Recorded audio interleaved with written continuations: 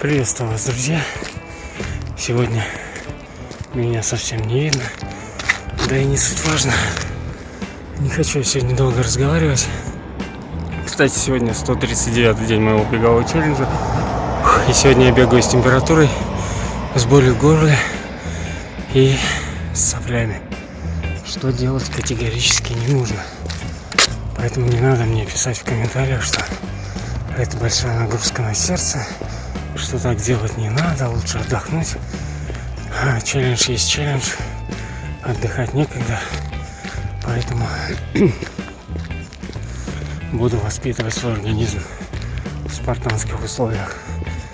Если надо, значит надо. Сегодня 9 километров, километраж, как всегда, у вас на экране. Хотя свое недовольство и прочие нюансы вы можете высказать всегда в комментариях.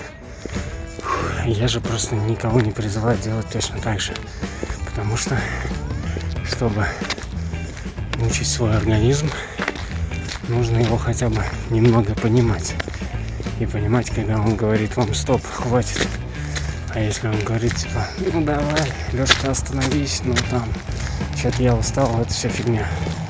Он выдавливает из вас жалость. Если вы научитесь распознавать эту фигню, то будет вам счастье. Я же благодарю вас за внимание. Увидимся уже совсем скоро.